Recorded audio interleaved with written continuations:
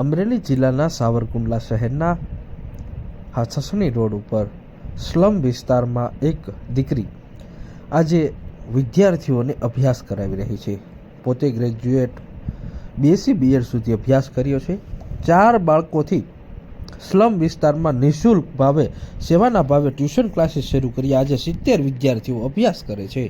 મારું નામ છે ધારા ગોયલ ચૌહાણ. હું છેલ્લા 4 વર્ષથી આ કામ અમે કરીએ છીએ. હું એક નથી, મારી સાથે બીજા ઘણા બધા લોકો પણ છે. સો યસ, ડેફિનેટલી બસ હું ખાલી એક જ વાત કહીશ કે મારું જે ભણતર, હું BSc BEd છું, સાયન્સ ટીચર છું, એટલે મારું જે ભણતર છે મને તો કામ લાગે જ છે. પણ સાથે મારો એવો વિચાર હતો કે સમાજમાં રહેતા અને ખાસ જે પછાત વિસ્તારમાં જે બાળકો રહે છે એમને પણ એ જે ભણતર છે કામ લાગવું જોઈએ. શરૂઆત હંમેશા કોઈ પણ હોય ભાઈ નાની જ હોય છે. અમે 4 બાળકોથી અહીંયા શરૂઆત કરી હતી. શરૂઆતમાં બસ ખાલી માટી પર મારા બાળકો બેસતા હતા. પછી સંજયભાઈ ચોટલિયા કે જે પોતે એક હેન્ડીકેપ હોવા છતાં અમને ખૂબ સહયોગ કર્યો સ્ટાર્ટિંગ લેવલમાં, અને હજી પણ અમારી સાથે જ છે, જેમણે અમને પાથરણું આપીને થોડી ઘણી બેઝિક સ્ટેશનરી આઇટમ્સ અપાવી. અને સાથે જ્યારે થોડું ઘણું જેમ જેમ વધતું ગયું, બાળકો ભણતા ગયા, ત્યારે મહેશભાઈ કસવાલે અમને કીધું અહીંયા વિઝિટ લીધી ત્યારે કે ભાઈ આ જમીન છે ત્યાં તમે શેડ કરી શકો છો. હિતેશભાઈ સરૈયા જેવા દાતાઓના સહયોગથી અત્યારે એક પતરાના છાપરા નીચે અમારા બાળકો ભણે છે. વરસાદથી બચી શકે છે પણ સ્ટીલ હજી ઓપન જ છે. સો હું બસ ખાલી એટલું જ કહીશ કે શિક્ષણ છે એ ખાલી તમારા 2 ચોપડા વચ્ચેનું નથી. આખું શિક્ષણ છે, તમને દરેક જગ્યા પર શિક્ષણ મળે છે.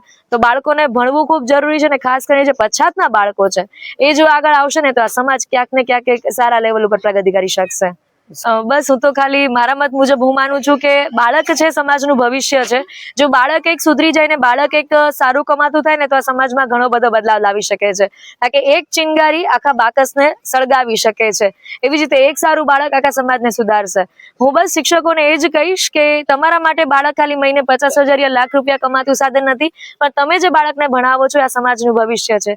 એટલે જેટલા વધારે બાળકોને ભણાવી શકો એટલા વધારે બાળકોને ભણાવો. અને ખાસ કરીને જે આવા બાળકો છે કે જે સાવ બેકવર્ડ એરિયામાં રહે છે, કે જ્યાં નથી શિક્ષણ કે નથી બીજી કોઈ પણ જાતની સામાન્ય માહિતી, ત્યાં તમે જાઓ, તમારા આજુબાજુના વિસ્તારમાં કોઈ એવો એરિયા છે ત્યાં પહોંચો, ત્યાં સાંજની 2 કલાક તમે આપો ને બાળકોને ભણાવો, જેથી આ સમાજનું ભવિષ્ય ક્યાંક ને ક્યાંક અલગ લેવલ ઉપર પહોંચી શકે. હું ધોરણ 7માં ભણું છું. હું અહીંયા સરકારી સ્કૂલમાં ભણું છું, શાળા નંબર 4માં. અને અહીંયા અમે ટ્યુશને આવ્યા છીએ. અને અમે ટ્યુશને આવીને વહેલા બેસીએ છીએ, કેમ કે અમે ધારા મેડમની વાટ જોતા હોય છે કે ધારા મેડમ ક્યારે આવે અને અમને ભણાવે. અને ધારા મેડમ અમને બહુ જ સારું ભણાવે છે, અને અમને ખાવાનું પણ એટલું ઊંકાઈ આપે છે.